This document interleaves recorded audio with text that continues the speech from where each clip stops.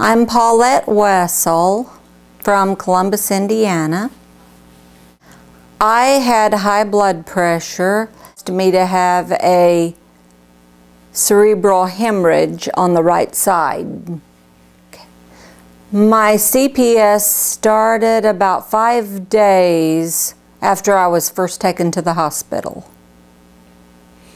They diagnosed me with CPS about 3 weeks after the pain first began in my left leg and foot, and it was actually only one doctor. My neurologist knew right away what was happening. Neurologist called it thalamic pain, and then I went to a pain doctor and he called it CPS, and he also got me onto the website where I could get some help and some interaction with other people who had CPS, which helped me tremendously and made me feel sort of grounded and like I was just not out there all alone.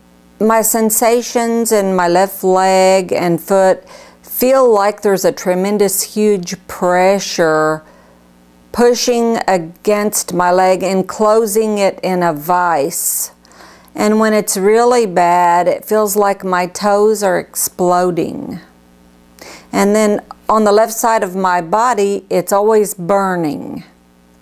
Burning, and it feels like stinging, pricking sensations, and like a bunch of pins are being stuck in my body. What are your pain levels? They range from, about a 2 when I first get up in the morning. It's not so bad, and then they can go as high as 25. It touches every waking moment of my day, and I have to plan my day out accordingly and know when I'm going to have rest periods. And that's the only way really that I can get through every day, is to know that, okay, at 10 o'clock I take my car over to get the oil changed, for instance, and then as soon as I get home I have to lay down for an hour, and then maybe I can get up and make sandwiches for lunch and that type of thing. Triggers that cause more CPS pain for me is pressure from others, extra responsibilities that people want me to do, overdoing and not getting the rest periods that I should have, arguing, getting upset about things that are probably not worth getting upset about, which I'm learning more about every day. Stress in general. Stress in general. Okay. I focus on what I can do and try not to focus on what I can't do. And use distraction. Yes, I use distractions. I go outside, because if I stay in the house and look at the four walls all the time and just think about it, it only makes it worse. So I go outside and sit in a lawn chair and look at nature and distract myself. I play with my dog, my Schnauzer, who has been such a comfort to me. I love to read and sew and watch the news and read the newspaper, and I like to talk on the phone and reach out to people and communicate that way. I try to walk a little bit each day outside, and sometimes I go 20 minutes, and on a good day I can walk 30 minutes. Help relieve my stress by having someone, either professional or just family members, validate my my stress regarding having this CPS pain all the time. Okay. What should a doctor do or say? If a doctor says to me, I really can't imagine the pain that you're having, but I sympathize with you and I admire you for trying to keep on going, and I will try to help you any way that I can help you. I explained to my friends that I have a limited amount of energy due to this CPS pain, and that I can do so much with them and then I will have to lie down and rest. And I explain the same things to my family, and sometimes the laundry just doesn't get done. And sometimes we have to eat McDonald's for dinner. There are evenings when we just snack and we don't have really a dinner at all.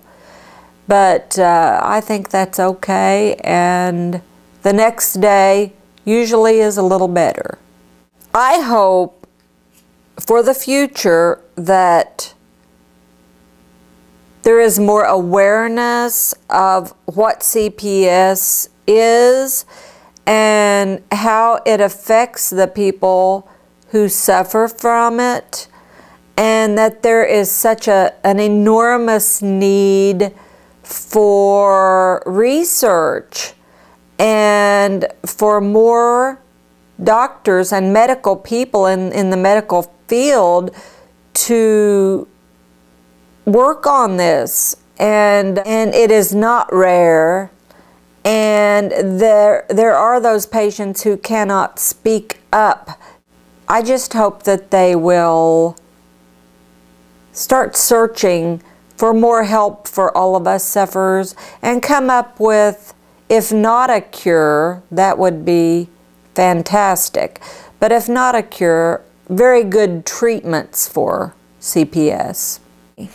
I believe that early diagnosis of CPS would be monumental in keeping the suffering down for the CPS patient and their family also, and giving them the education about it and letting them know that there are things out there that can help with it and that can be done.